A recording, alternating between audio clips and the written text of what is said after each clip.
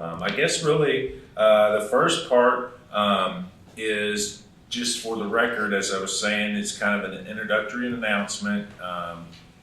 And then we're going to talk a little bit about the period or war and branch of service that you served in, and your rank and some areas that you served. So I guess, Philip, if you would like to, a little bit, you want to kind of start us off with just for the record, as we're calling this segment. Okay.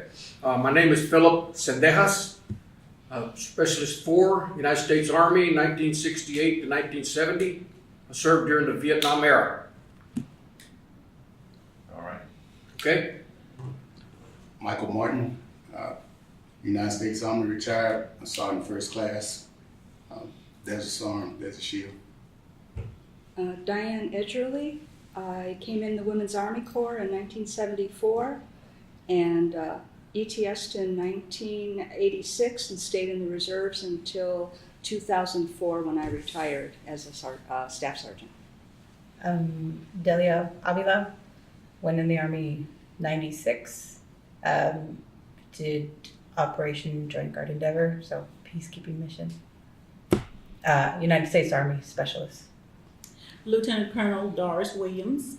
I served in the Army from 1975 until 2005, and I retired in 2005.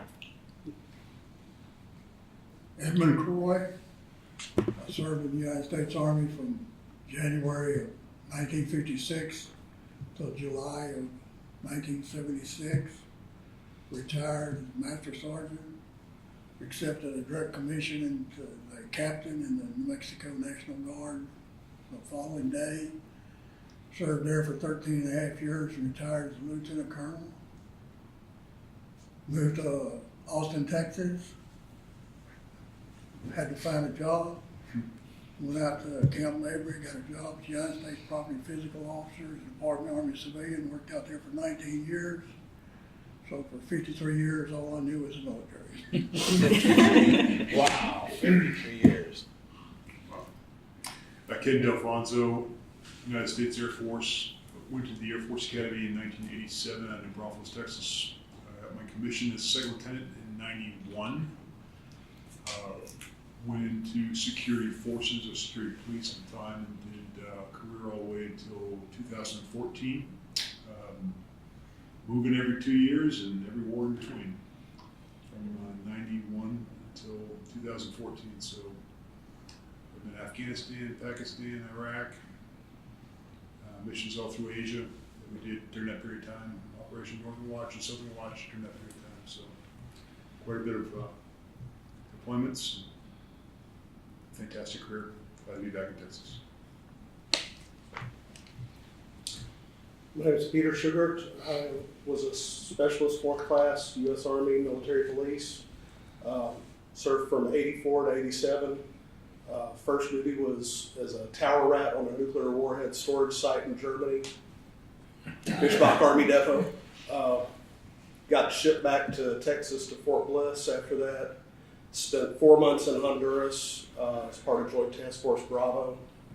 And then came back in ETS because the next place they were going to send me was Korea unaccompanied, and I was newly married and didn't like that. My name is Ed Zamora, Specialist for U.S. Army.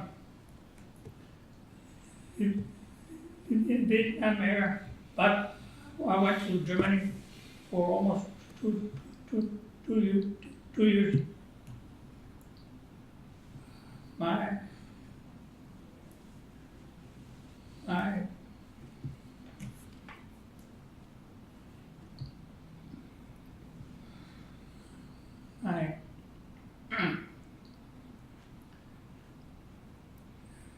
expectation was to see the Berlin Wall.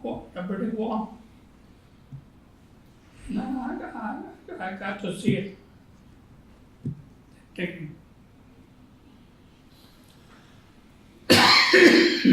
My name is Gene LaBelle. a 17-year-old, I joined the U.S. Navy Reserve under the V6 program. I was in World War II the last 2 years. The first of those years I was in San Diego fighting the Battle of Broadway, going to school, that sort of thing. Went aboard ship, the USS Tamalpais. I was a fleet oiler. Our cargo was 5 million gallons of fresh water. And we delivered that to in June, July, and August of 45 to about 5 different Navy staging stations where they were preparing for invasions. We were at Wetak, Manus, Ulithi, Lady, and of course ultimately on the 15th of August of 45, our ship was in a convoy of support ships going out to support the fighting ships that were bombarding and bombing the shoreline of Japan. Within 3 hours of our joining that group, the Japanese accepted the surrender terms, which to me was a highlight of the fact the war was over. We were set offshore 2 weeks before we finally went into Tokyo Bay. We were anchored next to the USS Missouri. I got to see have a ringside seat at seeing the Japanese surrender. We stayed there for until Thanksgiving of 45.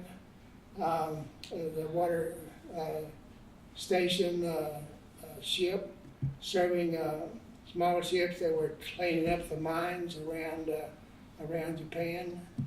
And then we were moved to south in Sasebo, to southern Japan.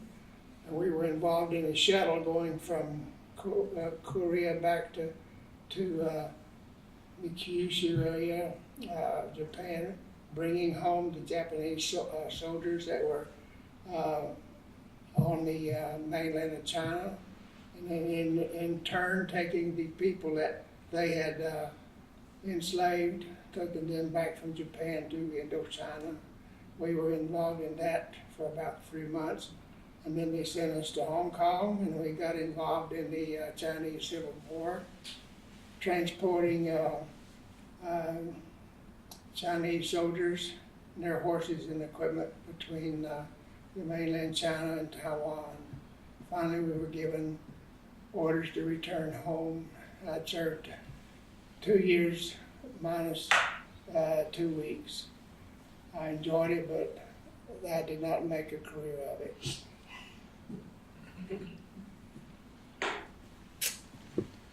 My name is Chris Carmen, Senior.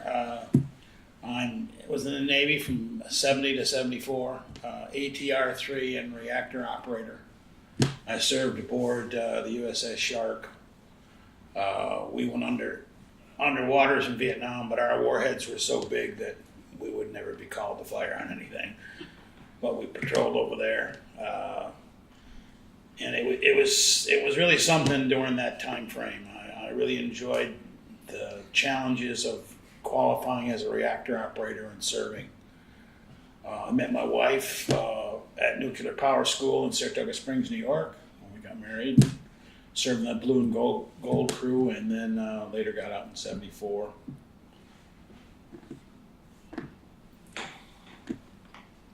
My name is Benito Rios, and I served for the U.S. Army. I was sergeant.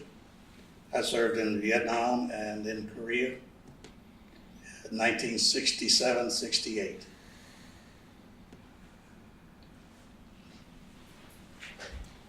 My name is Miles Dusty Bullard. I joined the Army in 1966. I served in Vietnam for 16 months. Got back from Vietnam in October 1969 as an E5. I ran night operations in my last 5 months over there for night engineer, night heavy equipment engineer operations on different construction projects. There was no engineer unit in the reserves available in my area when I got back, so I went in artillery for 7 years and made staff sergeant. I was section chief. And then I was talked into going to OCS. I went to OCS in 1979, got a commission. Then I went back on an active duty tour to I Officer Engineer School. At that time it was Fort Belvoir, Virginia. Came back, joined the Indiana National Guard. I was with them for about 2 years. Then I transferred back to the reserves, moved down to Texas, and then I was a reserve officer with the 1st Cav, 8th Engineers out of Fort Hood, my first year here, and then I joined the Texas National Guard for a while, and then went back on an active duty tour for a year and a half, and went back in the reserves. I was called up for Desert Storm. I served from October 1990 through July 1991. Came back. I retired a major 2 years later. My name is Brian Allen. I joined the Army in February of 1989 and retired in February of 2013. I retired as a first sergeant, and my military occupational specialty was armored reconnaissance specialist, basic training at Fort Knox, Kentucky, and been to Desert Shield, Desert Storm, Gulf War on Terror, and also the Bosnia peacekeeping missions in the former Republic of Yugoslavia, Bosnia-Herzegovina. So, all right. Well, thank you, everybody. What I'd like to do now is I kind of want to talk a little bit about and share some stories about. Let's talk a little bit about our enlistments, and if you can talk about basic training or showing up at the service academy, maybe your first day at the Air Force Academy, or showing up at OCS. Share some of those experiences, but also share a little bit more about why you joined. Were you drafted? Did you enlist? Expand on that a little bit. What did it feel about? How did you feel about it? Share your basic training experiences, and then as I'm going through some of this here, some of the things. If you remember some of your instructors, your drill instructors, or maybe there was some cadre that you probably wish you could forget, but you know what? You still have images at night. So I guess I could share a little bit about some of this stuff. I enlisted, as I said, actually in December of 1988, and I joined because at the time I was working in a restaurant from noon to about 2 in the morning, and decided that me being 18 years old, I needed to do something different. I needed some excitement, but I knew that I couldn't do this the rest of my life. So I enlisted out of Louisville, Kentucky, and was on the delayed entry program from December of 88 till February 21st of 1989. I took my basic training and advanced individual training, which was combined. It's called OSUT, One Station Unit of Training. So it was 15 weeks at Fort Knox, Kentucky. So basically it was boot camp for 15 weeks. Where I met some interesting people, and you get to reception battalion, they divest you of all your clothes, scream at you a little bit, issued me it was the middle of winter, so they gave us the old OD green field jackets and a black patrol cap, so we were all the same. And then we started our in-processing there and got our first haircut, and started getting issued uniforms and boots. I will never forget a couple of drill sergeants. I had Drill Sergeant Pagan, and I had a Drill Sergeant Spencer. And Drill Sergeant Spencer was actually my platoon drill instructor. Drill Sergeant Pagan was from 2nd Platoon, but I'll never forget him. He was a pistol. He was from he's from Puerto Rico, and he would get fired up very quickly. So I came in, as I said, in '89, but we still had a lot of senior non-commissioned officers that were Vietnam veterans. So my first sergeant, I remember seeing him coming through the company in our dress Class A inspection, and I just, I was like, man, this is a pretty neat fellow, all these medals and ribbons, and here we are just privates. We didn't, just standing there, but had some tough guys there. Also, when I thought about joining the service, I really didn't give any other branch much of a thought. Being in Louisville, Kentucky, Fort Knox was literally 30, 40 minutes away, so I didn't even bat an eye about another branch of service. At the time, I thought, well, I want to enlist, and I knew that I was going to sign up for initially at least 4 years, but I wanted to go overseas. So that was really, I didn't care what job I did. I wanted just to serve, and I wanted an opportunity to go to Germany. So they offered me Cavalry Scout, and I said, okay. And they said, well, you also qualify for some, at the time it was called the Army College Fund. So you had that in conjunction with the GI Bill. And then, so I took it, and loved my time at Fort Knox.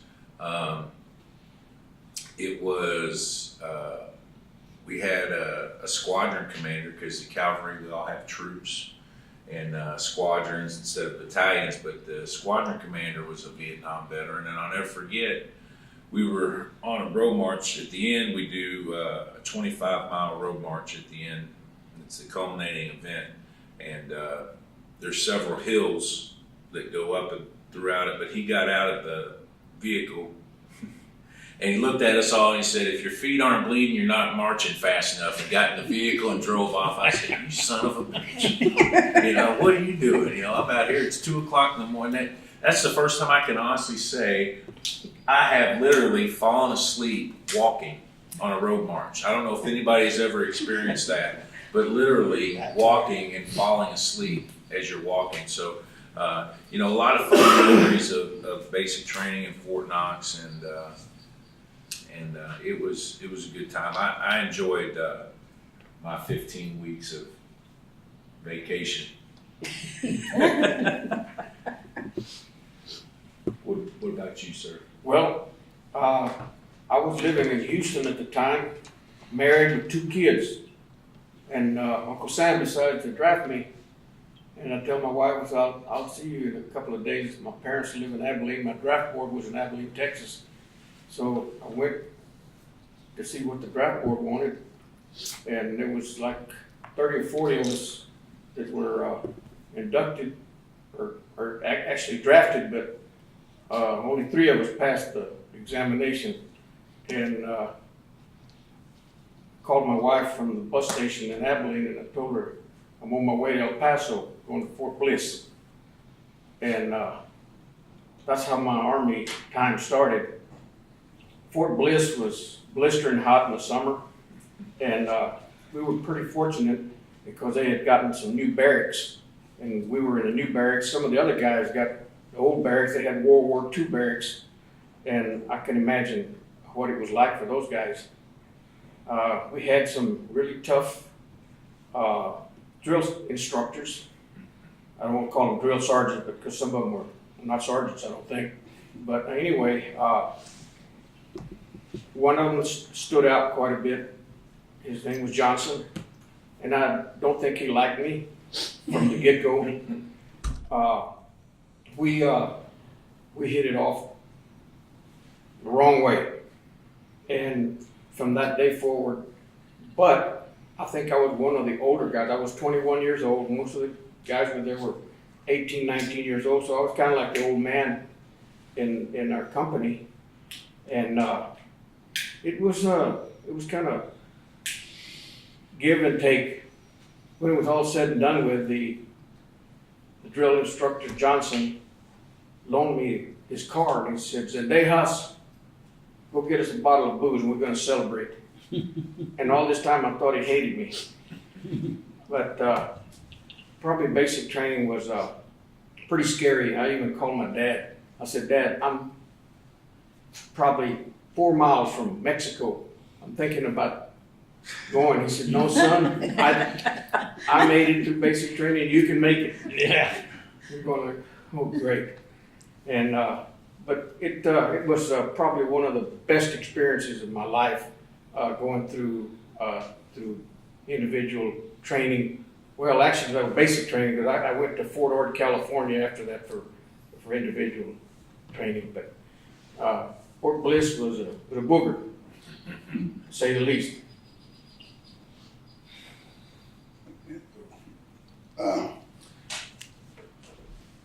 I joined the Army Delayed Entry Program in November '79 when I was still in high school senior. And I brought the recruiter to the house and told my mom, because she had to sign for me to join. She got mad with me because she thought I was going to quit school and join the military. But I explained to her that I'm going to graduate and then I'm going to join the military. So in July, up until that point, my recruiter, he came every day, picked me up wherever I need to go. And then on the day I was supposed to leave to come to the map station, on July the 8th, half the day done went by and said, "He's not here yet." So when I called him up, he said, "Oh, hell no, you a soldier now, you better get your own way here." So I showed up late, I got there anyway, I flew out to Fort Benning Woods, Missouri. That's where I did basic training and EIT at. Basic training, I got lucky because both of my drill sergeants was from the state of Virginia. My platoon sergeant was Sergeant First Class Trump. My assistant platoon sergeant was Staff Sergeant Reed. So I kind of like got away with a few things. I was always the first to go to chow. They let me get in front of the line because I was from Virginia and stuff like that. So I like this. I get some opportunities here. Senior drill sergeant, Sergeant First Class Shelby Berry. He's from Baton Rouge, Louisiana. Sergeant Berry didn't like to walk or march, so every day we go to training. The company had to march. He found out I can be a truck driver, so he sent me to the motor pool to get a truck, drive him around all day. I really was loving it then. So when AIT was over, my very first duty station, they shipped me down to Fort Polk, Louisiana, 5th Infantry Division, where I stayed for 5 years and kind of like enjoyed it. My first 3 years, when the time my enlistment was up, I was walking over to the finance building out process, and I realized when I got to the door, hey, I'm broken down than I was when I came in. I can't go back home like this. So I re-enlisted.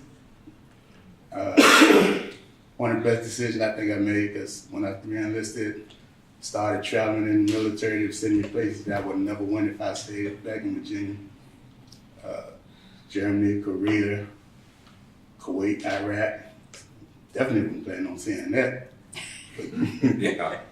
But had various assignments. Like I said, I was a truck driver.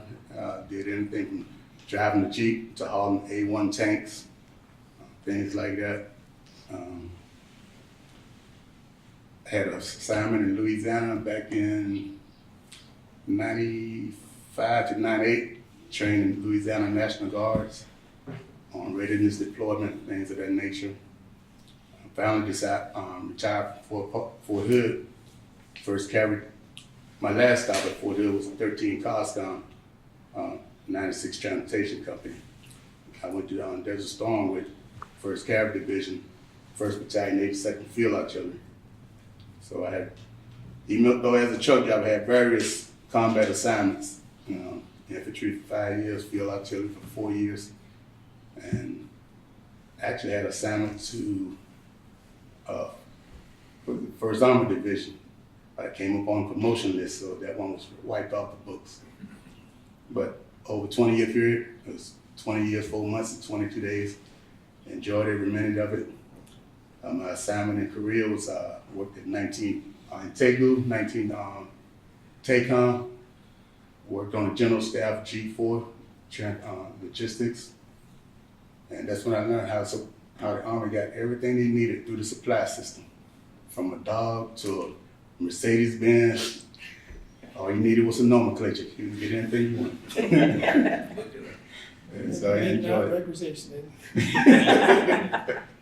So that was about it. I came in 1974.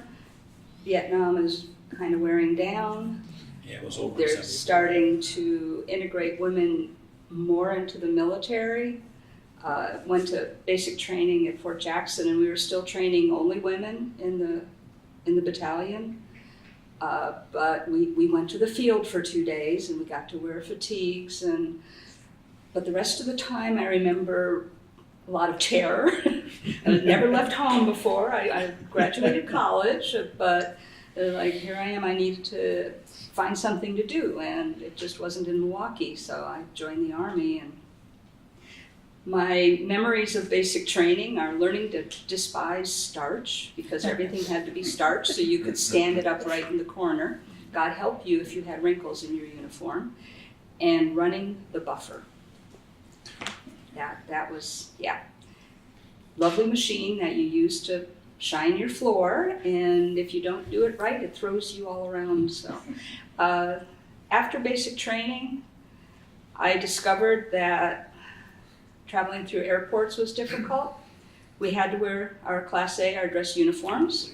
So there I was, a woman in a military uniform, and people weren't real fond of anybody in a uniform at that time. So I got the, what was a woman doing in the military, much less, oh, you're in the military. So it was difficult. It was very difficult going through airports.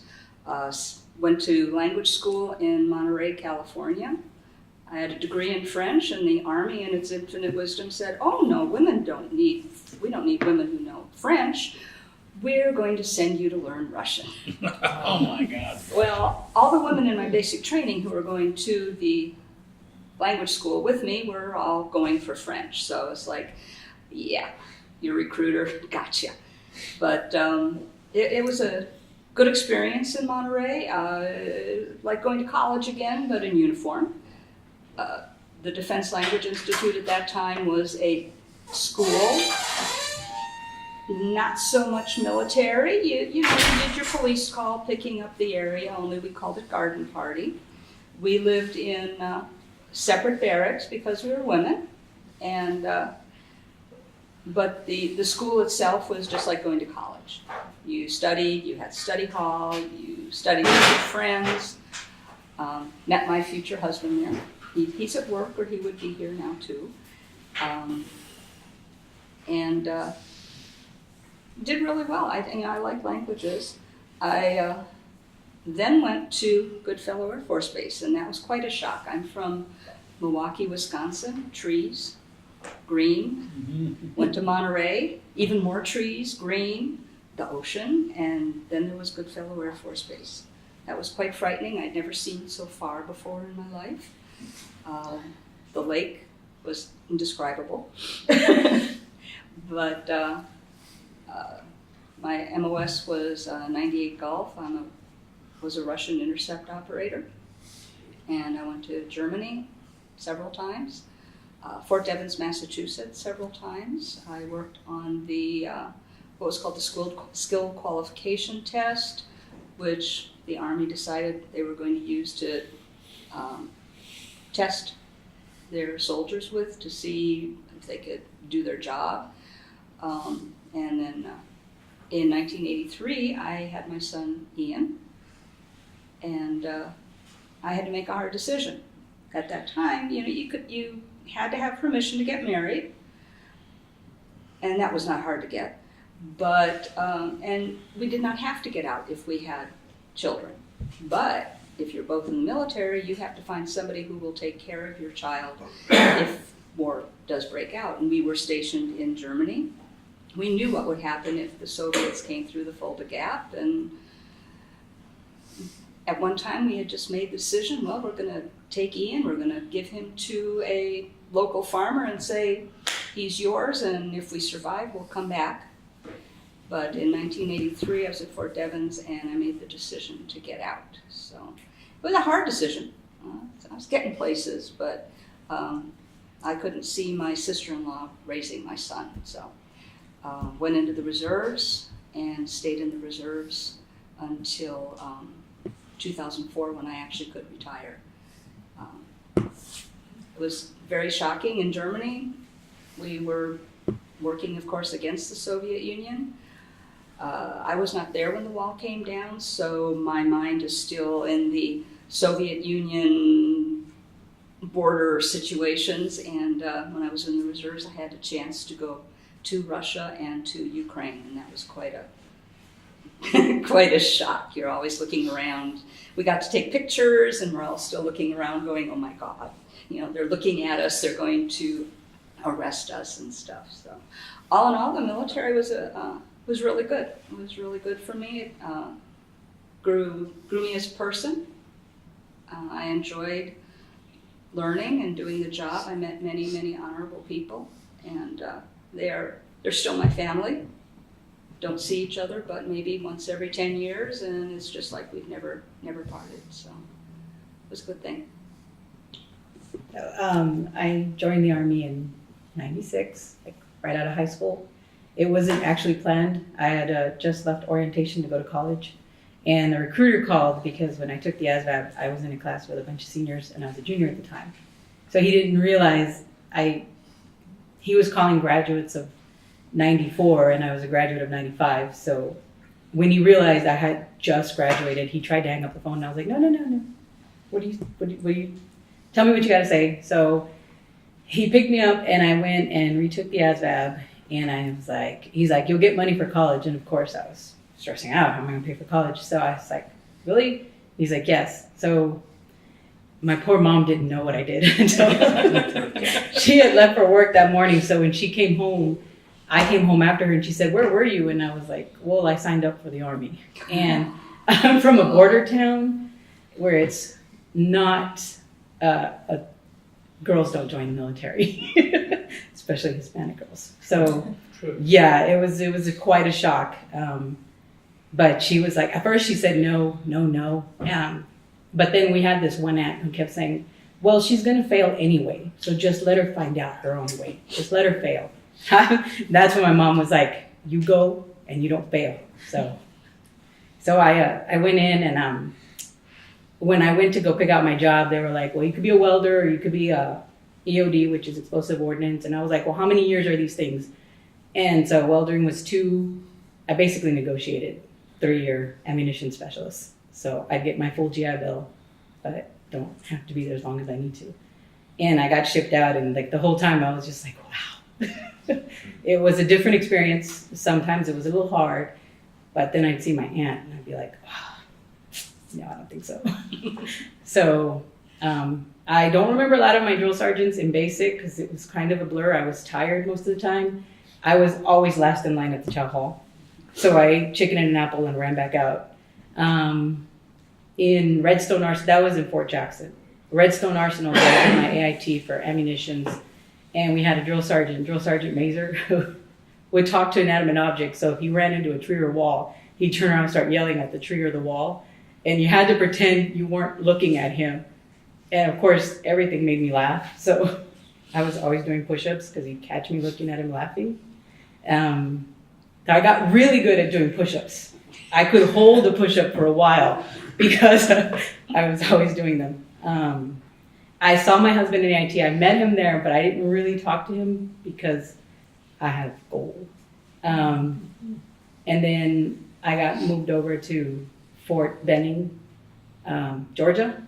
And pretty much as soon as I got there, they were doing the Paralympics. So I got sent to Atlanta for the Paralympics. That was pretty cool. They had these little ticket dollar things that would work on the Coke machines.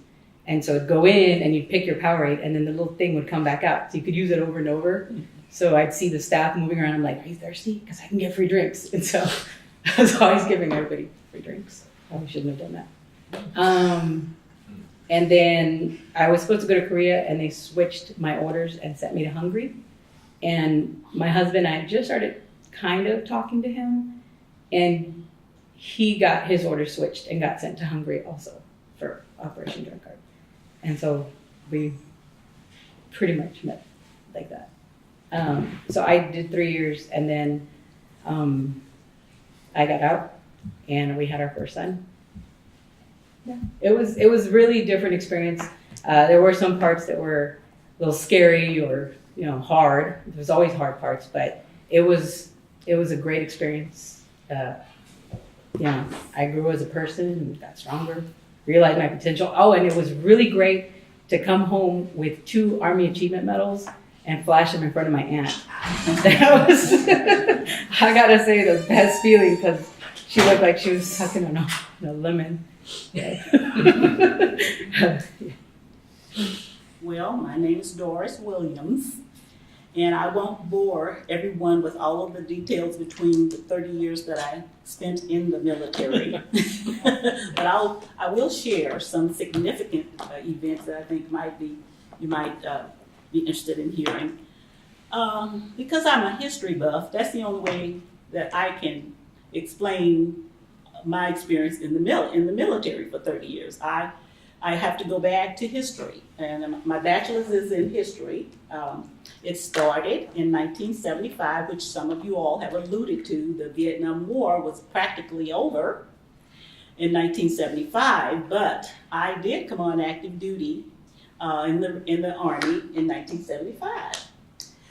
But everything is basically winding down, and I had a bachelor's from the University of Texas in history, and so the recruiter, the first class of ROTC females commissioned, didn't come out of the academies until 1977. I guess most of you guys know that too.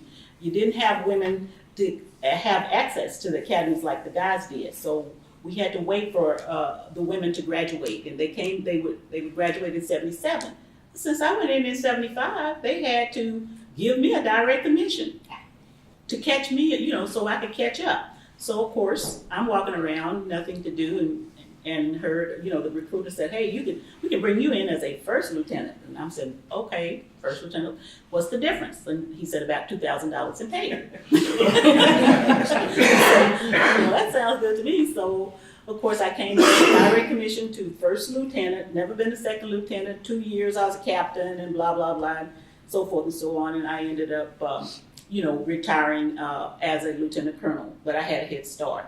Now, let me say that as my corps was the Adjutant General's Corps, which by law, we couldn't go into combat by law. This happened later, and I'm proud of those women who are now in the military, in the services, that are able to, go into those fields that we weren't able to go into, because it really, I probably would have made more rank if I had had the same equal opportunity that the guys had.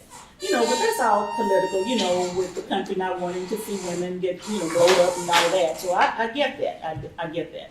So it's a double-edged sword. But I have to say that I am proud of the women now that are able to serve and go as high as they can go. And at the end of my 30 years, the war in Iraq actually broke out, and so of course the Army did offer me an opportunity to serve longer. But since I was in peacetime from probably basically Johnson and Clinton all the way up, my 30 years was a peacetime. We were at peace, and we only broke out into the war with Iraq. So I decided I've been lucky for 30 years, so I'm not going to push my luck. And so I said, process my paperwork. They processed. On the 7th of December, 1955, I turned 17 years old. I had grown up in a family where my dad worked in the oil field. During the Second World War, I lived in Alabama and Mississippi. And at this time, we were in Odessa, Texas, where that's where all the oil was going on in that part of the country. And in the summer, when I was 16 years old, my dad had decided he did not want me doing that kind of work. So he got me a job as a roughneck. And that's probably the hardest job I've ever done in my life. So I've been lucky that I'm still alive, because there's probably more guys get killed in that endeavor. But that convinced me that I did not want to do that. So when I turned 17, I told my dad I want to go to the Army. And he said, okay, and we talked about it. He went with me to the recruiter, and he signed the paperwork. Needless to say, my mother had a little bit fit with that, but there wasn't anything she could do about it. And 41 days later, on the 18th of January, 1956, I was sworn in at Abilene, Texas, with about 25 other guys. There was probably 4 of us that were regular Army, the rest of them were draftees. My career started off really well, I thought real good. Spent 10 days in Abilene, living in a hotel because they had a ice storm moved in and they couldn't get us out of there. But that all changed on the 11th day when I got to Fort Worth, California. Back then, basic training was 12 weeks long. I went through 12 weeks of basic training, went home for 14 days, then I went to Fort Hood, took artillery training. Then I went to Fort Knox, Kentucky. Spent about 2 months there. And in September of 1956, I went to Germany. Stayed there for 3 years in Slavish Hall. Thought my mission in life was to drink all the beer the Germans could make. Mission accomplished. Throughout my career, I was an instructor in basic training and AIT before the drill sergeant program ever came into existence. And I have been to Korea, and I left Korea and I got sent to Fort Polk, Louisiana, to a AIT company. And I signed in, and 3 days later I was in drill sergeant school. Well, drill sergeant school for me was just a refresher course, because I'd already been doing it. So I didn't think it was a big, hard thing. For some people it was, because when I went through drill sergeant school, for example, you had to make 70% period in every portion of the program. And 22-5 drill and ceremonies, they call you out front by your candidate number and say, you have paragraph 19. If you didn't know what paragraph 19 was, you got a 0 right up front, because you couldn't teach the class if you didn't, because he didn't tell you what it was. He told you.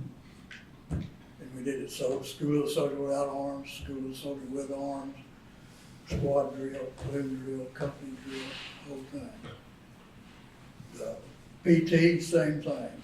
You had to know all 12 in the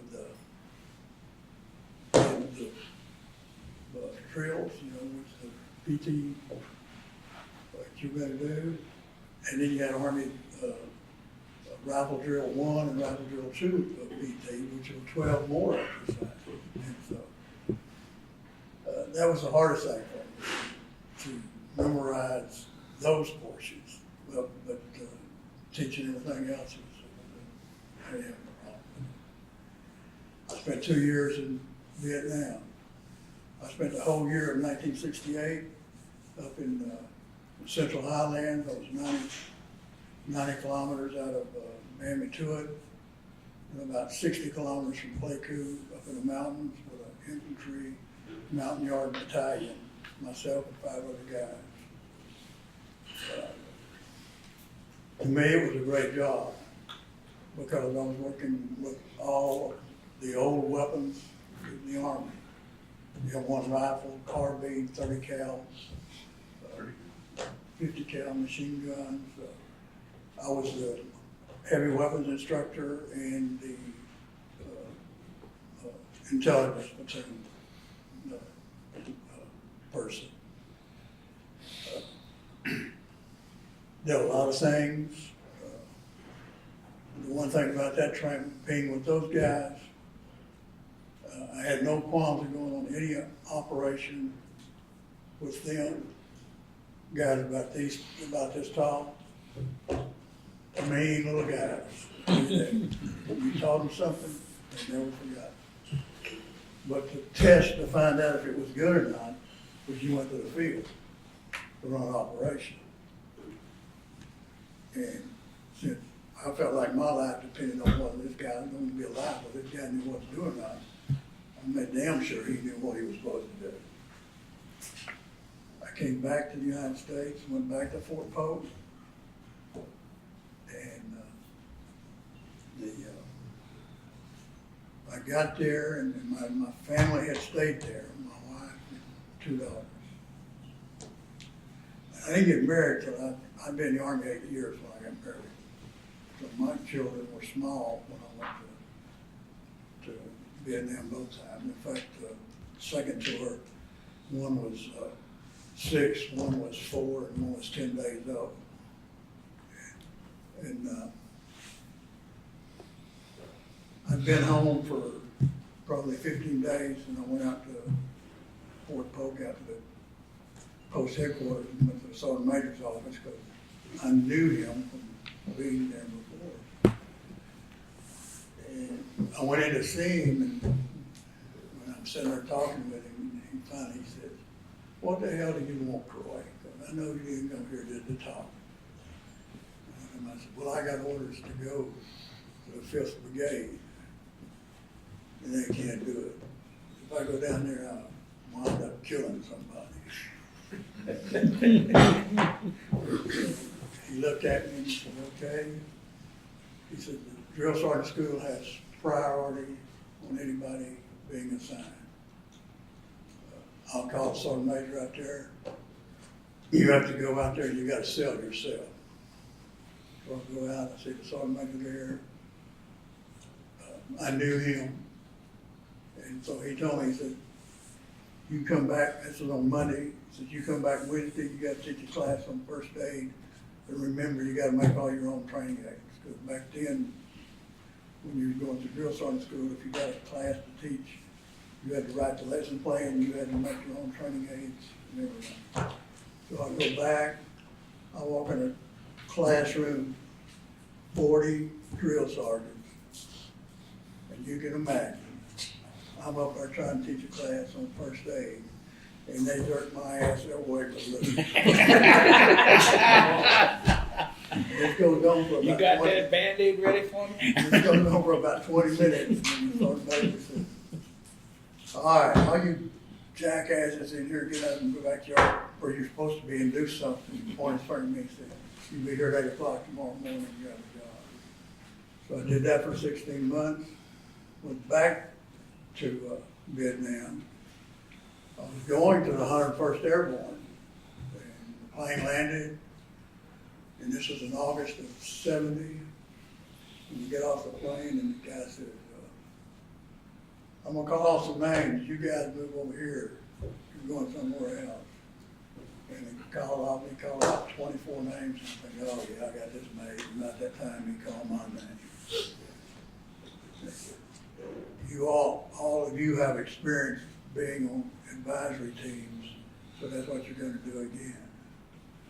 So I'd go to class for 2 weeks to learn rudimentary Vietnamese. And I went up to I Corps, about 10 miles from the DMZ, with the Vietnamese Army for a year, working with them. When I came back, and I was supposed to go to Fort Ord, California, going to be doing drill sergeant again. And 10 days before I left, I got orders. Then I was going to ROTC assignment in New Mexico Military Institute. I went there, and I got caught in the deal where nobody was being transferred, nobody was going anywhere because they were trying to wind down from Vietnam. And I wound up there, ending my career there after 5 years, my last 5 years in the Army, that's what I did. And I retired, the school hired me. The requirement was that if I worked for the school, I had to belong to the New Mexico National Guard with duty assignment at New Mexico Military Institute. So I did that for 13 and a half years. I started off continuing to teach ROTC school classes. Then the commandant of the school asked me if I would come over and be a TAC officer. So I did. I did that for 18 months. Then I was offered a job as a deputy commandant. And like an idiot, I took it. It's probably the hardest job I ever had because it's like, I felt like I'm sitting here in the center and every decision I made, cadets didn't like it, parents didn't like it, somebody on the staff and faculty didn't like it.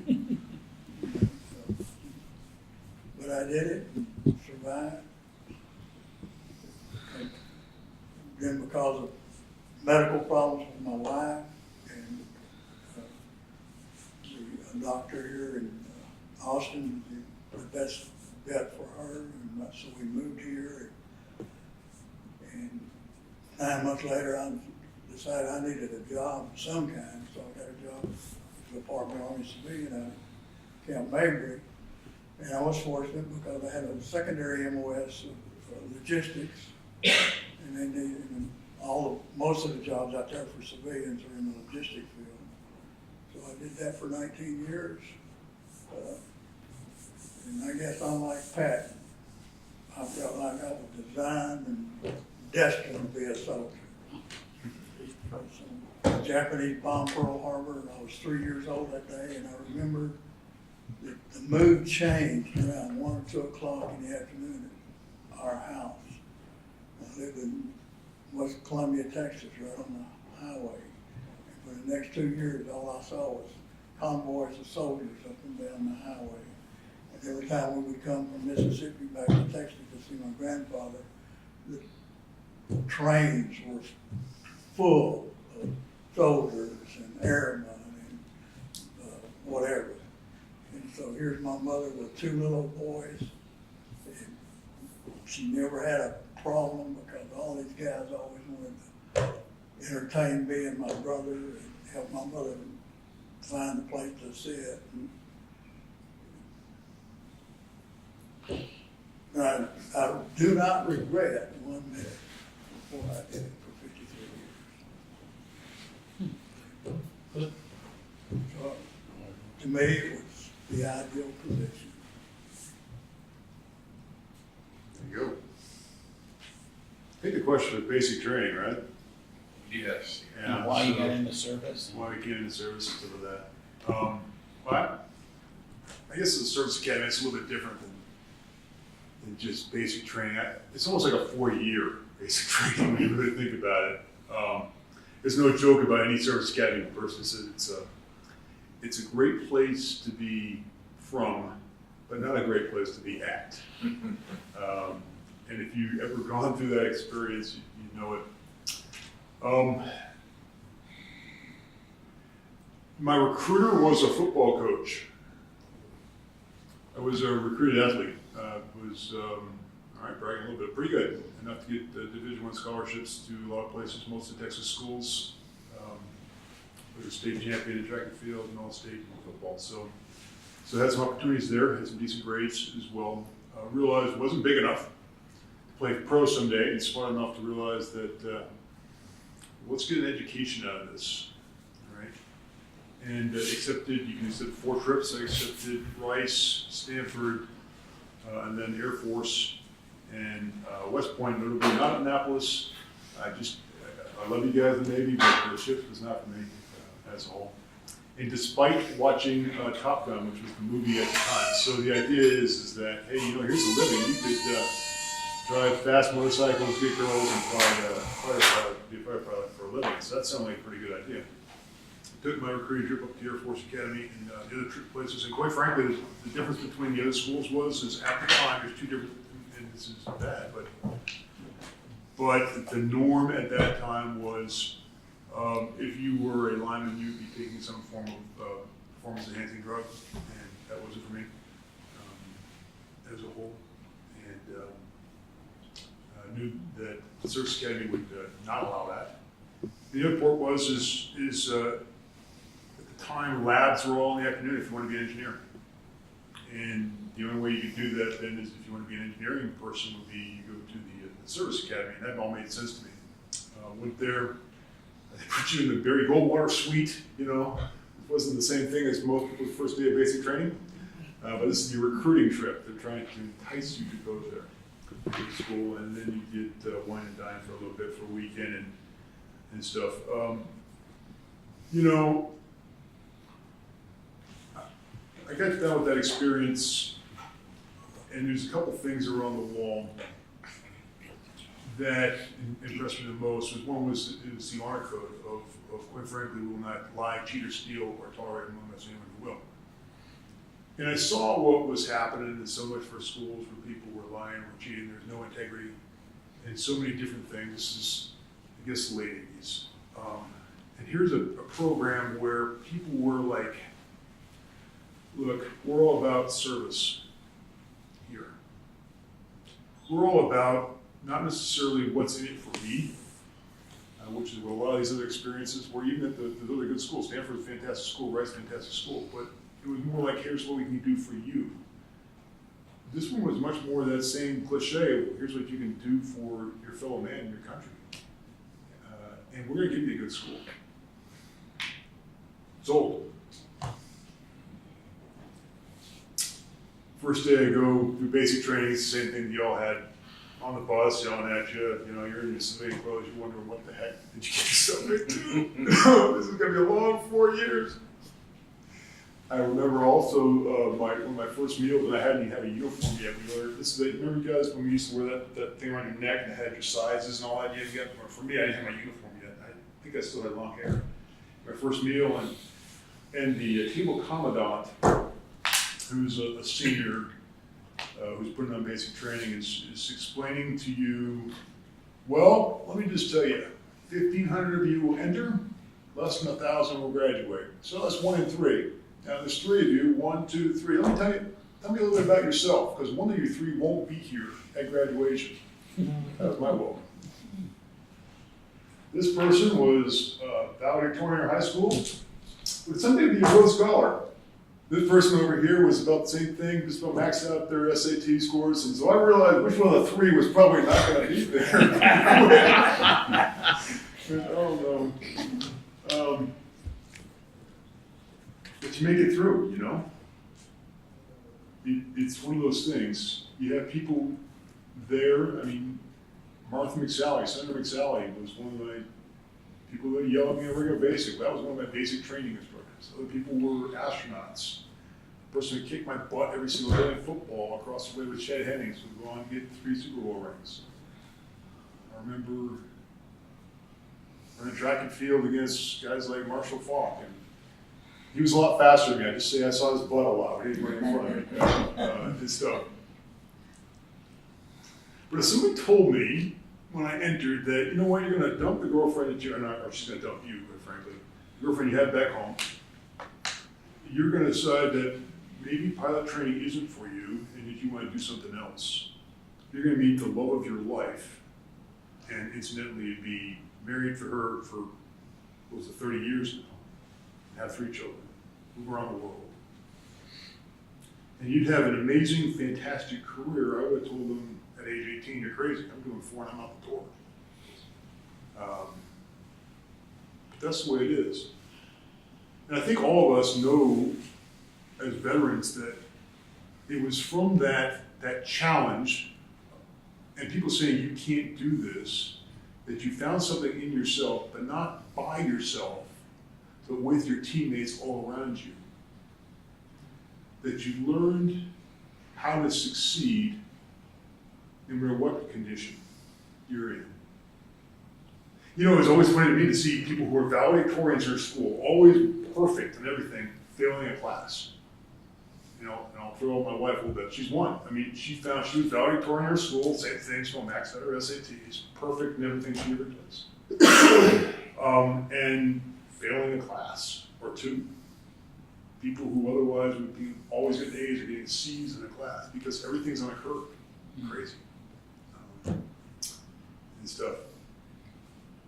And seeing this pool of excellence work together to get towards graduation, it creates this unbelievable, I won't call it fraternity, or brotherhood, but this bond of an academy grad that, imagine a situation where your fraternity or wherever you were if you're in college was 1,000 people strong.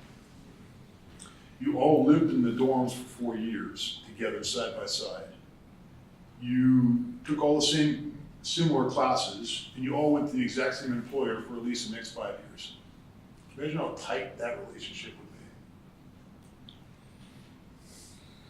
be. So after 4 years, some of us got out, some of us stayed in. My wife was one that chose, like Pam was saying the other day, that it was a little bit different time. Women were certainly allowed to go into the service, but if you've ever seen the Avengers movie, that's where it was my generation woman. In fact, she was, Captain Marvel was a pet in her movies, and it was a time when women weren't allowed in fighters, women weren't allowed in all the combat roles that they are today, thank God. And he also came down to that same thing that Diane was talking about. We have children.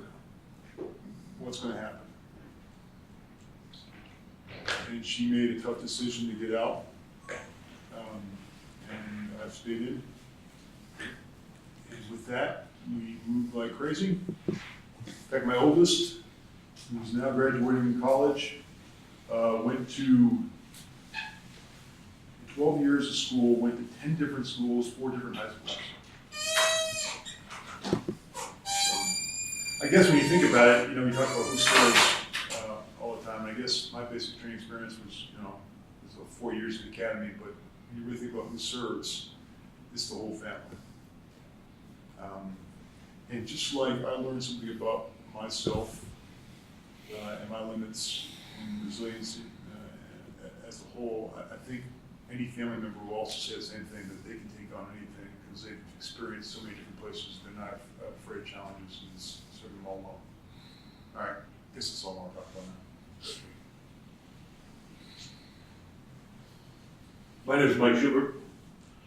I went in the service in February 1963 after flunking out of the University of Wisconsin.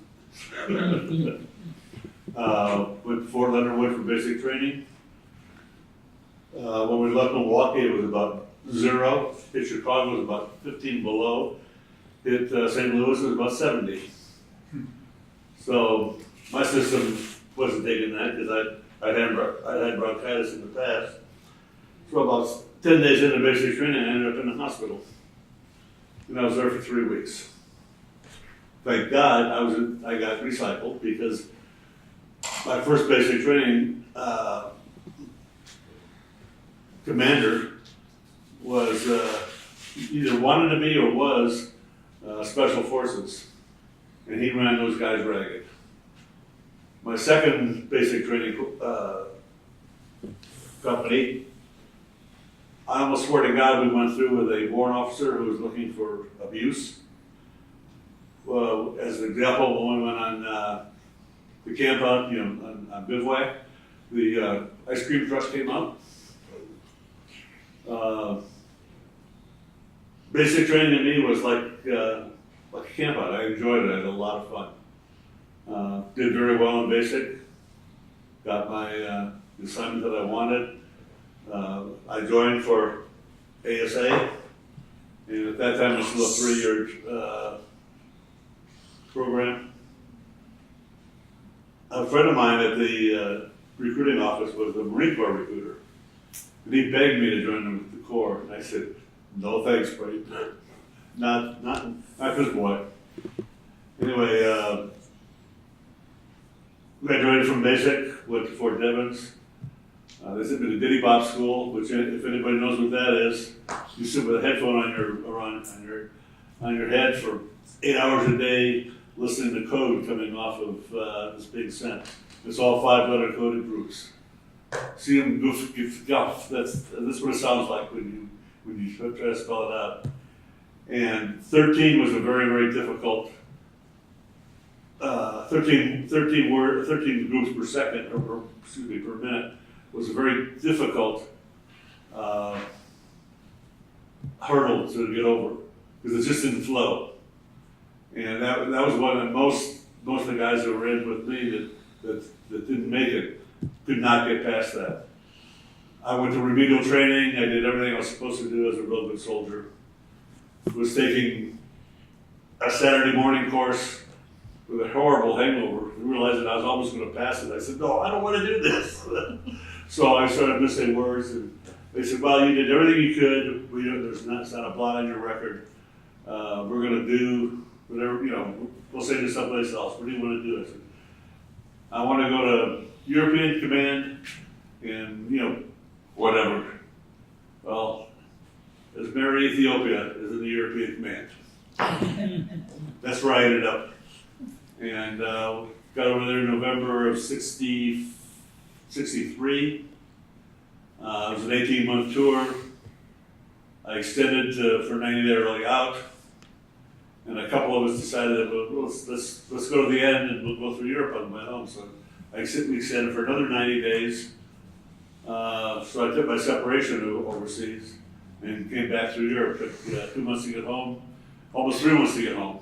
I bought a car that I picked up in England, drove that through France, Spain, spent a whole bunch of time in Easter in the Costa Brava, Costa del Mar, which I could never go back to because I could never have that much fun. And got back in May of '66, worked that summer, went back to school that fall. I said, if I make the grades, I'd make the grades. If not, I'll be a plumber, make the real money. And got decent grades. That was the spring semester. Worked that summer, went back to school in the fall of '67, I guess it would be. And went straight through, went through 2 summer schools and graduated January '70 from the University of Wisconsin Whitewater. And as people asked me how you like the service, I said I wouldn't take $1 million for not having done it, and I wouldn't take $1 million for doing it again. Well, I joined the Army from Corsicana, Texas, because I wanted to get the hell out of Corsicana, Texas. Thought I would like to go into police work someday, so did well enough on the ASVAB. They said that, I don't know if this is true or not, they said I scored high enough to be military police. I may have scored low enough. But I went on the delayed entry like a lot of you did. Joined when I was 17. I turned 18 in military police school. We did the same one station unit training, 16 weeks. Same drill sergeants the whole time. Learned later that I could envy people that went through just basic training and then went off to school for their AIT because they never let up for us once. We were in basic training the entire 16 weeks. There was no, okay, at the end of the 8 weeks, now you can call me Sarge or anything like that. No, that won't happen. Our senior drill sergeant for my platoon was a Vietnam veteran. Back up just a little bit, but we came in dribs and drabs to Fort McClellan, Alabama. I was in the last group that came in. 4 of us got off the bus. There were 8 drill sergeants waiting for us. So we got 2-on-1 attention for about the next, I don't know, it felt like 12, 13 hours. It may have only been 1 or 2. But I just know by the end of it, my arms could no longer hold me up and were just shaking next to me. I'd done more push-ups in that 2-hour period than I probably had in my entire life at that point. There was also one of the things I found out I didn't know at the time, and I never really thought about it. There was one platoon of female MPs. So there were 3 platoons of male and 1 of female, and it was because we were considered combat support, so it wasn't a combat job. It was combat support, and as one of the drill sergeants told the women in the female platoon that what they mean by combat support is you'll be firing in the same direction as everybody else. That's how you'll be supporting combat. So it was kind of a fine distinction, but you know, we had some very good people in the unit, men and women. Fort McClellan, Alabama, I got to be there in August, which is the very worst time to be there. And I got to leave in December, which is the other worst time to be there. I beat a snowstorm out of there by 1 day. The people whose flights were delayed and had to come out the next day, they didn't get to leave for about 2 weeks after that. It was very, very interesting doing basic training there. Did lots of things that I had never dreamed that I would ever be doing. And drill sergeants were very good. Some of them made me think that maybe there were psychological issues. I later found out that maybe that wasn't true, that they had not been selected for their a particular psychological profile. But after that, I went to Germany.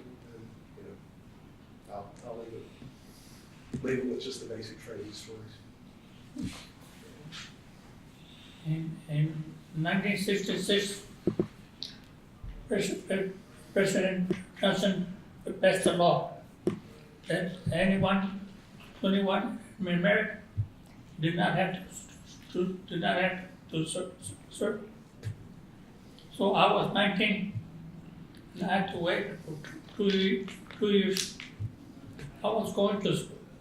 I was going to working part-time, going to school part-time.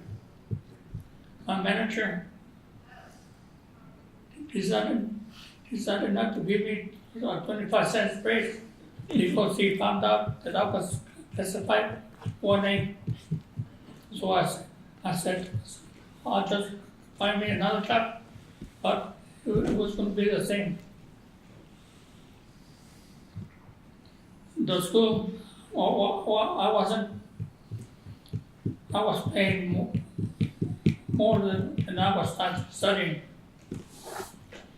So I decided to go to the third board, told them how soon can I.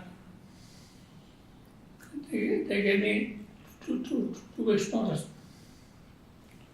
I got home. I saw my dad first. I told him what I had done. He shook hands, gave big hug, and called my mother. She came to the kitchen. I told her what I had done. She immediately took her shoe off and started hitting me. Hitting you with a shoe, yep.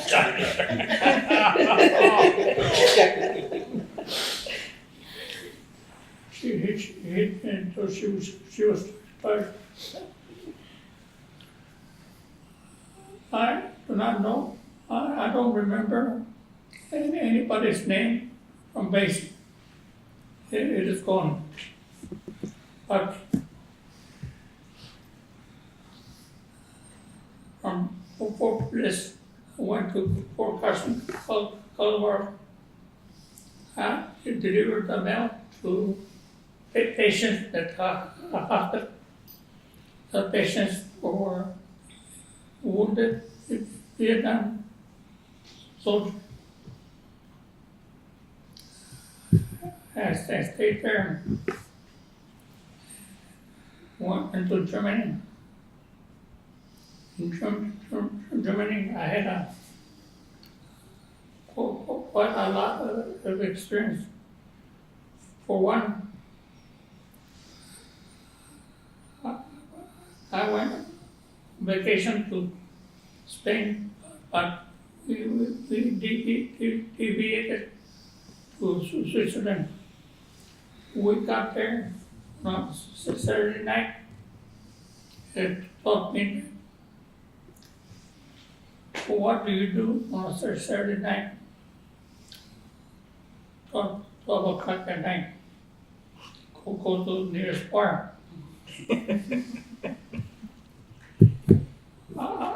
We went to one bar, three bars. The bars were all full of American guys playing the guitar, singing, dancing, make it short. Army, Air Force, Marines, Coast Guard. They were deserters.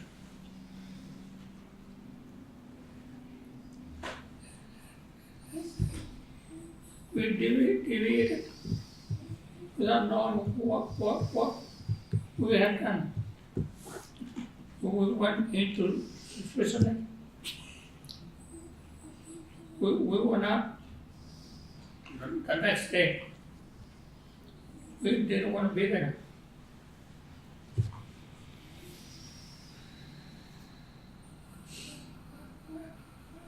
I don't remember what person gave them amnesty.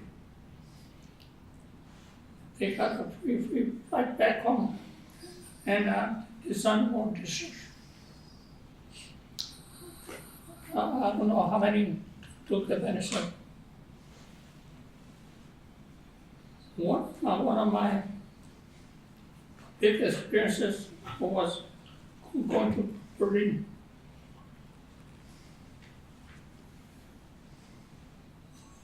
We boarded a U.S. Army train in order to go into East Germany.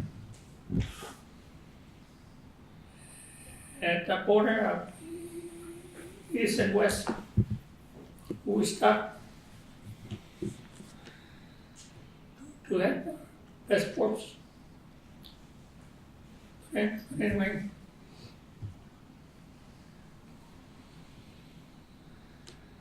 we went to the window and looked at the carts. Their uniform were brown with a red star. That's when I realized Russia was in full control. But there was one soldier who started serenading them. He sang Born Free from beginning to end. We were just overjoyed that he was able to sing that song. And then the next day, we were taken by bus, the U.S. Army, passing to East Germany.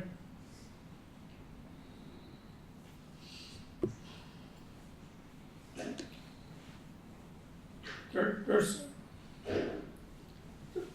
between two walls, there's two walls, but it was about 200 feet long. After we got on the other side, people saw us, U.S. Army bus, they started joining in with the excitement, trying to get in the bus. We were taking it to a East German soldier. There, we got off.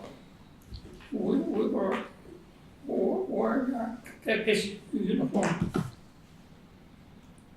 After 10 or 15 minutes, we heard marching coming our way.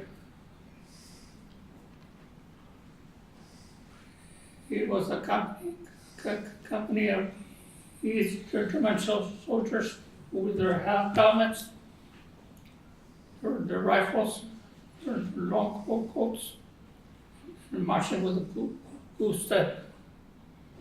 I was intimidated and helpless because I wanted 9-14. I would have started over me. So I would have started shooting.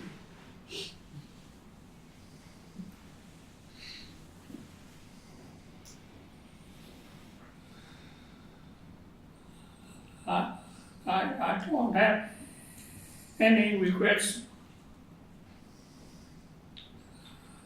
I enjoyed every minute of my tour. The USA, from the countries that I went in, Spain, Switzerland, France, Germany, Austria. America is the number one. I won't trade for anything. Thank you.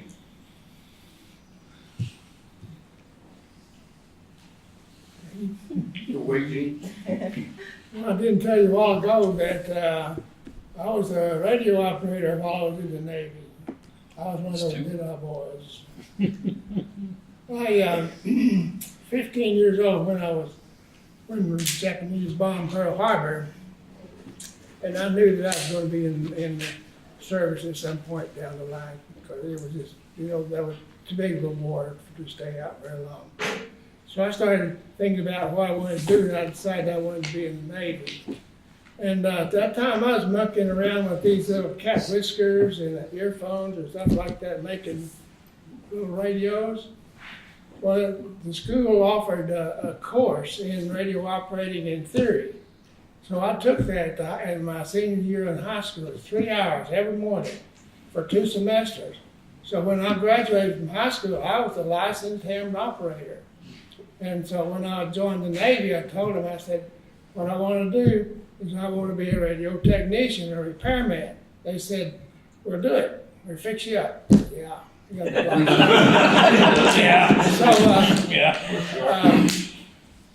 Come time after I graduated, after we finished boot camp, and then they give us their assignments. Well, it's like this. We've got too many radio techs right now. We need operators. So they put me in operator school. So I went through radio operator school, and of course there I enhanced my ability to copy the Morse code. And I was copying about 18 words a minute by hand at school, high school. So I was up in my speed tremendously in radio school because I had a typewriter to go with it. So when I went aboard ship, I was able to help some of the other crewmen there in the radio gang. Some of the second class made first class radioman, and the first class radioman made chief. I helped those guys make advancements in promotion. My commanding officer picked up on that, and he pulled me into his cabin one day, and here's at this code machine that broke down the codes. And he was going to teach me how to do that. Well, I did it for one day. And all of a sudden they pulled me off of it. They said, nope, we can't do that. Enlisted men are not allowed to run those machines, only officers. So I pulled me off of that. Anyway, I kept listening for, what's the name of this gal on this woman on the Tokyo Road. Tokyo Road. I kept listening for Tokyo Rose when I was on duty. Never could get her. But I did find this station way over here in Indianapolis, Indiana, and I was out here down in the Aleutians, the Admiralties just above New Guinea, So I picked up on picking the news dispatches every day, and I'd copy those and leave them around in the Radio Shack. Hey, they made their way into the office of the captain. First thing I know, communications officer come in and said, "Well, Captain Church wants to see us." I said, "What for?" And my face turned as white as that. I don't know. I didn't know what was happening. So I got in there, and he was an old banana boat captain. And no protocol, Navy protocol. I started to sleep. Sit down. I said, "I'll make it easy." So he got to talking to us about one thing and another, trying to kind of get me to settle down, because I was pretty agitated. Because he could see it was. And so a little bit, well, here was this pile of dispatches that he'd piled up over here. He pushed those over to me. And he said, "Well, do you know anything about these?" And I pulled him over to me and looked at him, and I said, "Yes, sir, every one of them got my initials on them." And he said, "When did you do that?" I said, "Well, I did it while I was on watch. But I did it when we weren't copying any messages from the radio net." And he said, "When did you do this?" I said, "It's on the midnight watch from midnight to 4. That's when I could get the signal the best and copy it." And I said, "It was coming in pretty fast because they were using machines to send it real fast." And he said, "Can you do that for me?" I said, "What does that mean? Copy these every night?" He said, "Yes, sir." I said, "Well, I can, but we were on 4 on and 4 off. 4 on duty, 4 off, 4 on, around the clock. So if I went from 8 to midnight on watch, then I was on copying messages then from midnight to 4, no sleep. From 4 back to 8, I was back on duty, so I got no sleep. I thought I wouldn't get any sleep, but I can take care of that. So he turned around, and they have one of those pipes that goes up to the bridge. He blew in that thing, and it whistled up there, and he said, "Send back," they said, call Pack Rat. And that Pack Rat was the chief of bosun. He was a Pack Rat if you ever saw him, because he could pack in stuff everywhere. So here come Pack Rat over those expanded metal walkways on the ship, on a tanker. You could hear him coming, because he had worked out a deal with some Marines in a Weetock in the Johnson Island. He traded them to paint for a big box of Army field shoes. So everybody had field shoes on the ship, clank on those expanded metal. Anyway, we'd cut the tops out of them, and they're great shoes. So anyway, he got to the door of the captain's quarters. And he said, "Come on in here, Pack Rat." He'd come on in. He said, "Sit down." He said, "Here's what the situation is. I want this man to a special assignment from midnight to 4, and he won't get any sleep. So he tells me that he won't let any of the crewmen sleep during the day." And he said, "That's right. If I let one sleep, I have to let the rest of them sleep. He said, I can't let anybody." He said, if I give you an order, can you do it? You'd have to give me an order." So he gave me an order.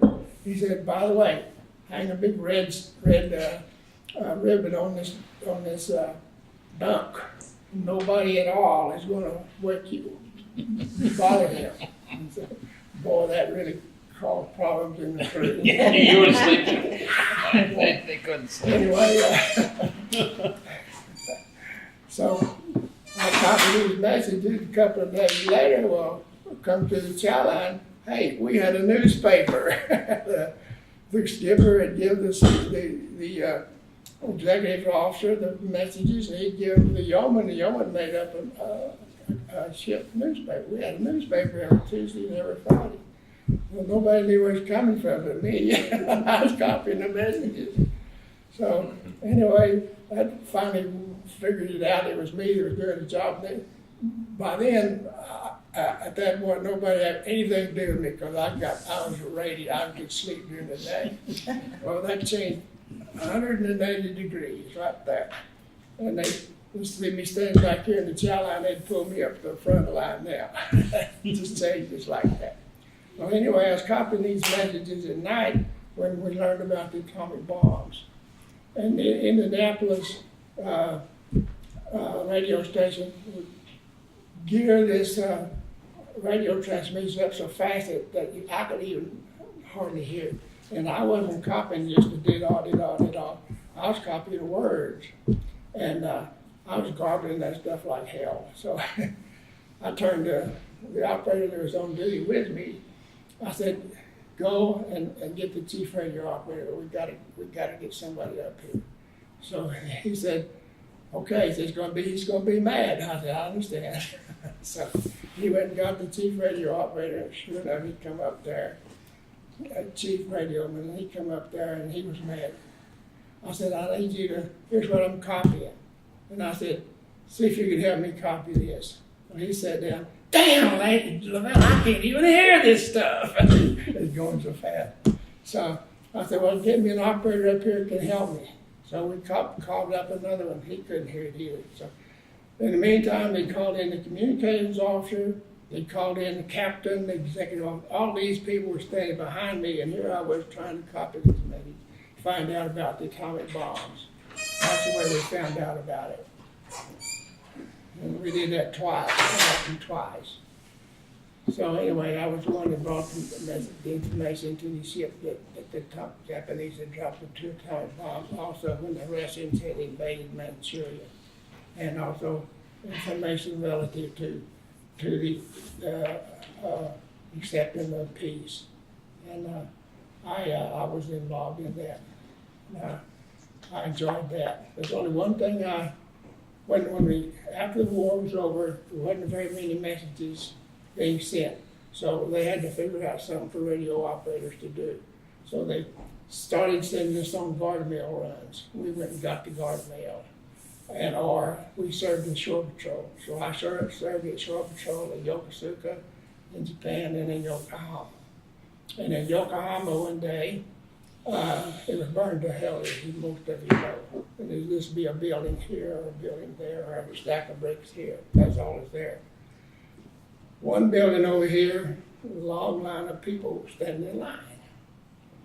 And so I got in line, found it out it was Western Union. For $1, I could send a message back home. Tell them I was in Tokyo or Yokohama, Japan. So my parents didn't know where I was. For about 3 or 4 weeks there, I had no mail. And so I said, good, I'll send a message. Well, I sent my mom a message by Western Union. And you know what that did? That scared her to death. And it really caused some problems. And she had a meltdown. And then that's the only thing I regret is sending that message, because that was the way that people were notified of the death during World War II.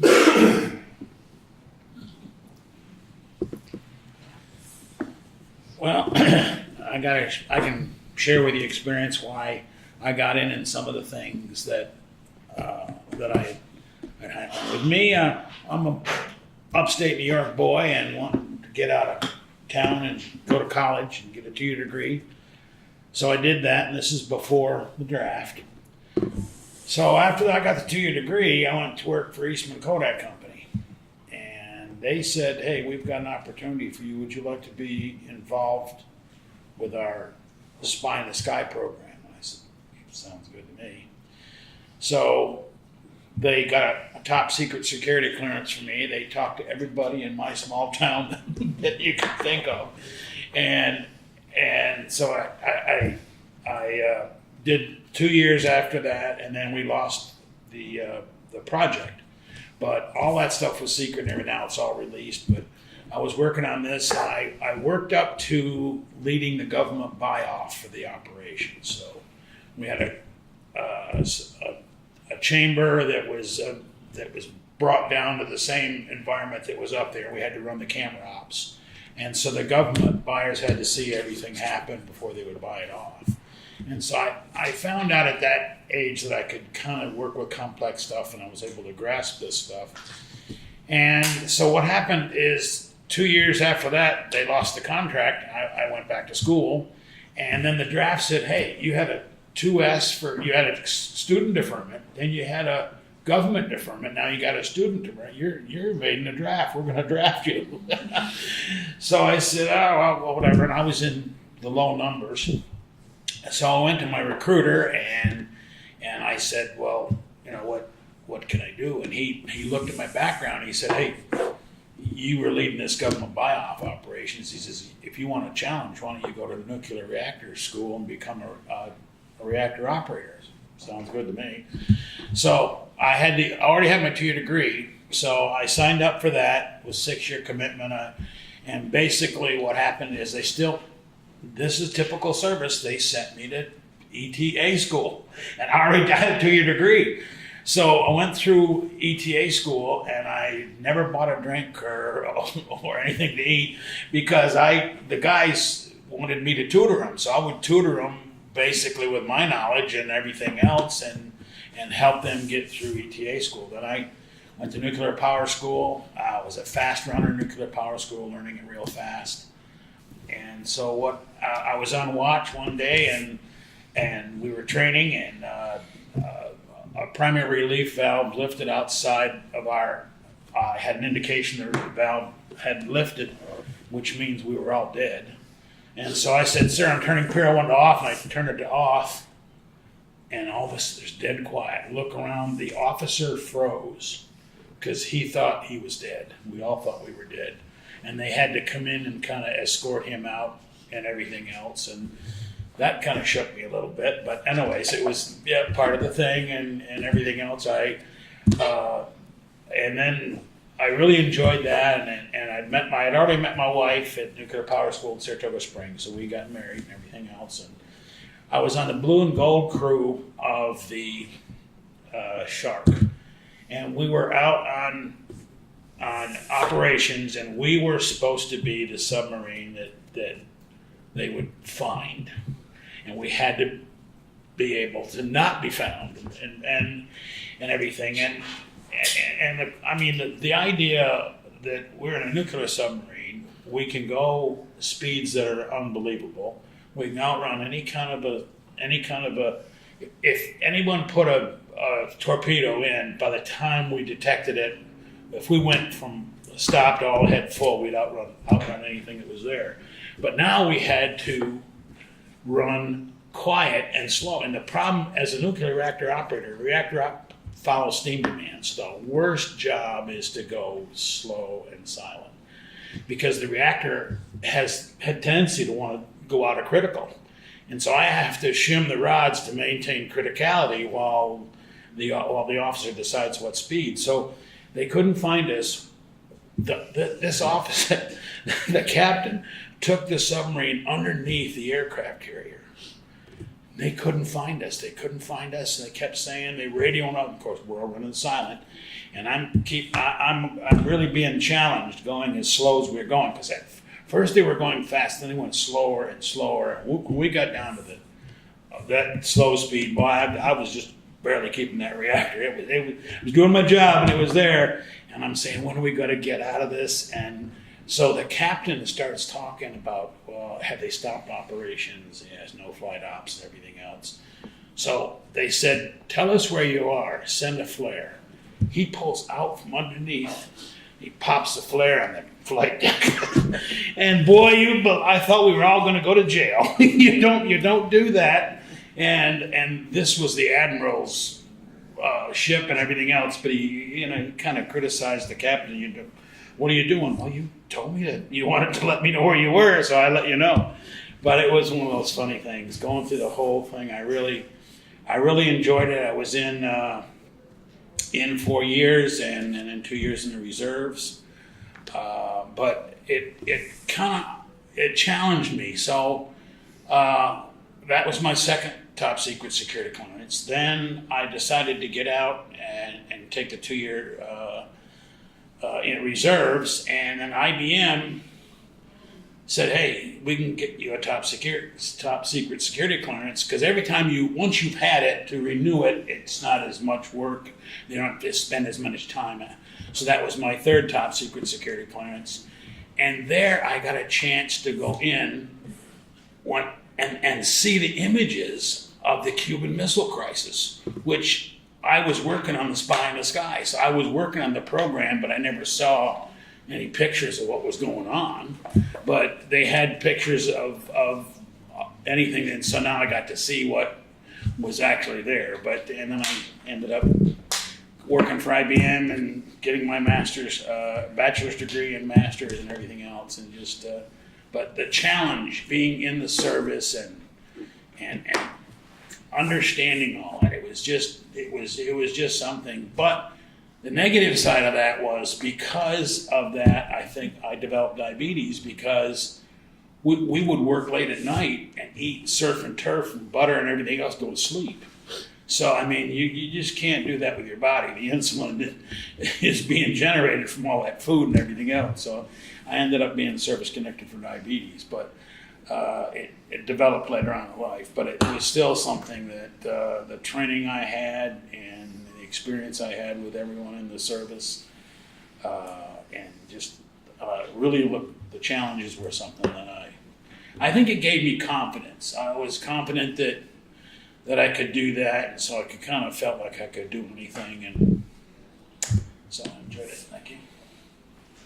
Wow, I gotta follow that. No. You're infantry, you can do it. Yeah. Well, I didn't volunteer. I was drafted. I guess I got my notice around December 66, and I went in February. And I wasn't about to volunteer, because some of these guys know my story. I had a brother killed in Vietnam in 66 in November.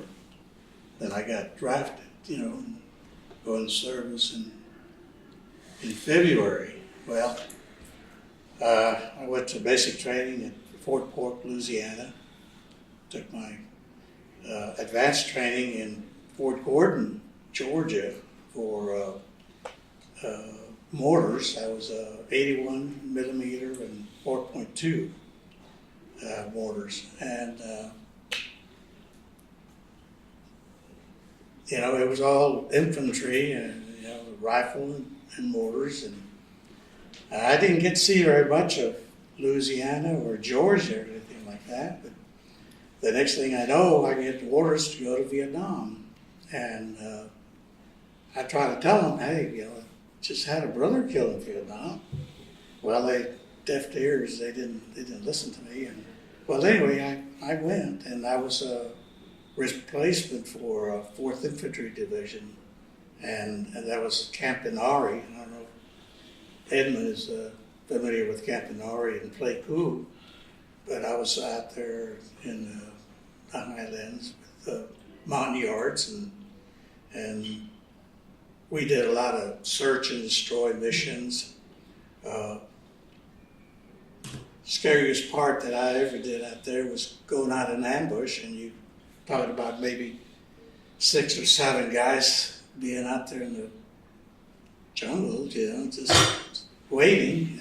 Well, we weren't looking for trouble. We were trying to get some rest and all that, because we couldn't get it during the day. But we didn't go out to look for trouble. We got out there and we hid. I'm not going to say I was a hero and we did this and did that, but it's just a matter of staying alive, I guess. But after that, I was about 3 months in Vietnam. We were at a fire base, and I think it was Dragon Mountain, and they sent a helicopter in for me from Camp Inari, and pulled me out, took me back to camp, and they asked me if I wanted to stay in Vietnam or go to Korea. And I'd say my parents go through a hard time when my brother got killed, especially being from South Texas, Grahamsville, and him being buried in Pueblo, Colorado, where that's his where his widow lived. Anyway, I went to Korea, and I hadn't seen so much snow in my life when I was in Korea. It was cold, and we still use the old Korean bunkers out there. Some were concrete bunkers, some were sandbags, and it was cold. And worst of all, I served 6 months along the DMC, and that was scary. And so I did pretty good when I was in the service, I guess. I got to go before the Soldier of the Month, and you know, I think we started with company, and then I forget battalion and all this other stuff, and I got offers to go to OCS, but after 16 months in the service, 19 months in the service, I said, no, I want out. I don't want to stay here. So that was my military career, but you know, I didn't have anything fancy or excited to do, but you know, that was about it for me.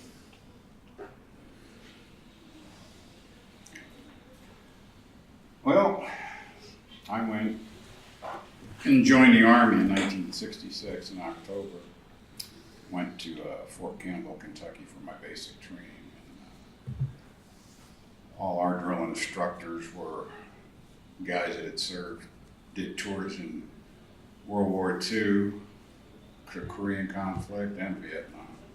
And these were the guys that were training us. And at that time, Fort Campbell was a big training grounds for 101st Airborne, so you can imagine what you went through as a basic training there. You had to live up to knowing how to run and full field gear, all that good stuff. And Fort Campbell, Kentucky is also, part of it's on Tennessee and Kentucky. And they used to get a kick out of getting us down on the ground, pushing Kentucky away from Tennessee. So every morning we were doing that. Then off to bigger and better things, we graduated out of there and went to Fort Leonard Wood, Missouri for my AIT, for my demolition and heavy equipment training. And because of the demolition in my MOS, you didn't know where you were going to end up in Vietnam, either in a construction brigade or battalion or a company. I was in a construction support company, or you could end up as a combat engineer with the infantry or something. But while I was there, I fell and I broke both my wrists and elbow, and I fractured my hip. And that's when they had the old power wagon ambulances. A lot of you guys know what those were. So anyway, they picked me up and got me up to Fort Leonard Wood Hospital. But on the ride back, I think riding in that thing reset every bone in my body.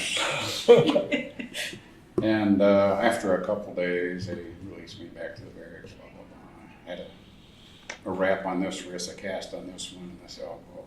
And I was limping because of the bruised hip and skinned my face up a little bit. And they were talking about recycle if I couldn't finish my class. I said, oh no, I'm going to make it. I didn't care what it took. I had guys help me to get to the academics, the heavy equipment part, all that stuff. Anyway, I made it through. I figured I'd be safer in Vietnam than I would another, class of Fort Leonard Wood, which we also call Fort Lost in the Woods, Missouri. Oh, yeah. And some of you guys know what that is. So anyway, off to bigger and better things. I was 17 at the time, too young to get sent to Vietnam. And there was also two other guys in my class that were 17. So they sent us to 6th Army, Fort Lewis, Washington, 75th Engineer Battalion. There was two in our class. One was National Guard from Corpus Christi, Texas, and one was in the reserves from a unit out of Indiana. And the rest of my class went to Vietnam. There was like 24 in our class, I believe, altogether. During my stateside time, before I turned 18, I was with pretty much heavy equipment units throughout 6th Army, Fort Lewis, Washington. I was at Fort Indian Town Gap, PA. We did some work up in there. Fort Meade, Maryland. Back to Fort Leonard Wood again, working on some testing. It was called GETA, General Equipment Test Activities. So we tested some of the newer engineering heavy equipment they had coming out. So we could bounce around TBY throughout. So I thought I was going to pretty much make it without going to Vietnam. Wrong.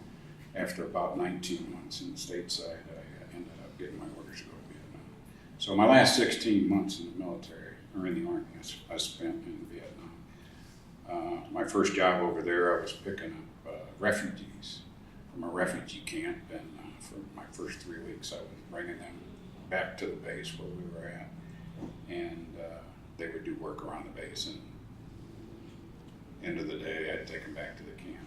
They'd also volunteer, and we'd pay them to do our laundry and stuff like that. So there were, and a lot of them were, some were from North Vietnam, refugees that had made it all that distance down where we were at in the Mekong Delta area. And a lot of them were just from different villages throughout Vietnam. A lot of them from the Mekong Delta area. And I met my first wife after I was there 9 months. She was from Saigon. And I had a chance to get an early out. I ended up extending my last 4 months instead of taking an early out. I stayed over. That's why I ended up there 16 months. I managed to get her out of there before I left. And came back. I joined the reserves. Was in artillery for 7 years. And I had a friend of mine I grew up with.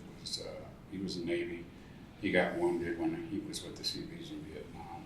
Came back, joined the National Guard, and he went through an OCS program. And he had been talking to me for about a year, transferring back into the engine. He said, "Come on, God, it's a lot quieter than artillery."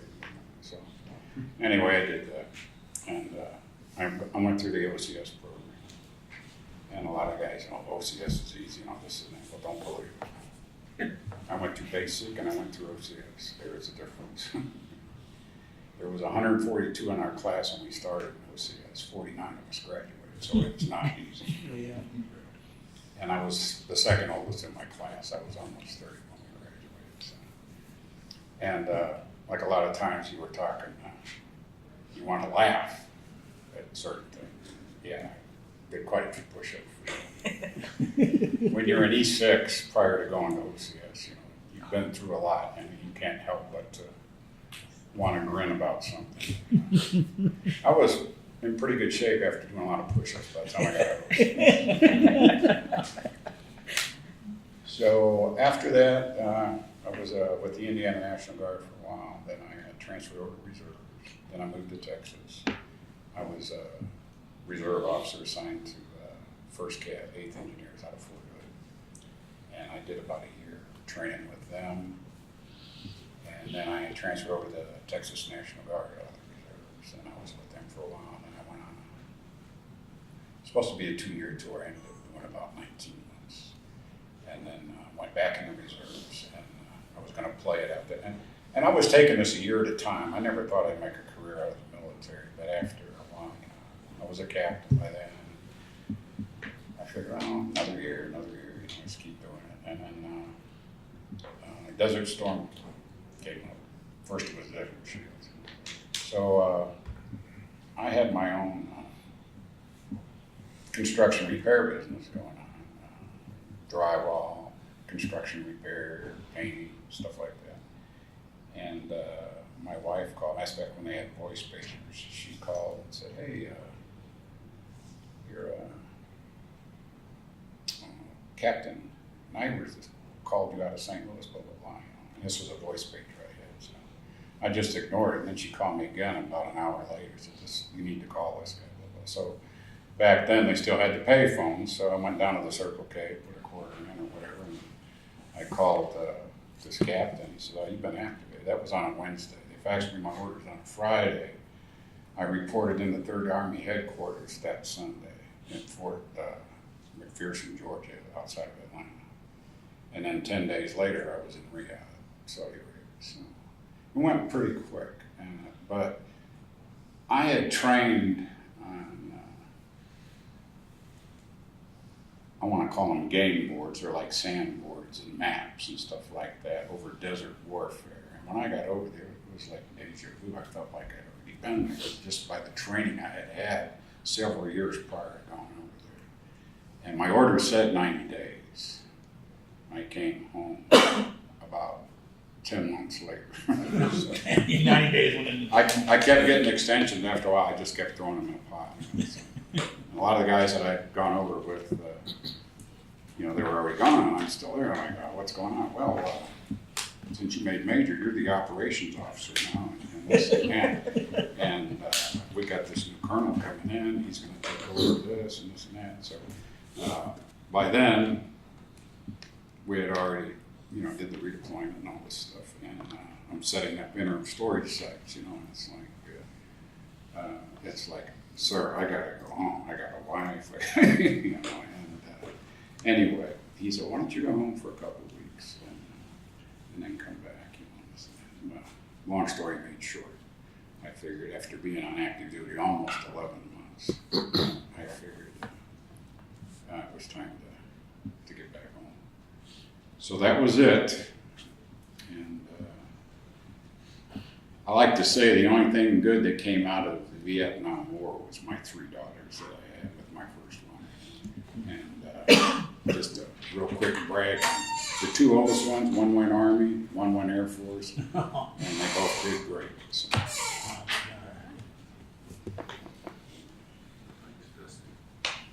Okay. Well, I want to thank everyone for sharing your experiences and your service record and memories. If you would, please, at this time, join us for the reception over here at the main hall.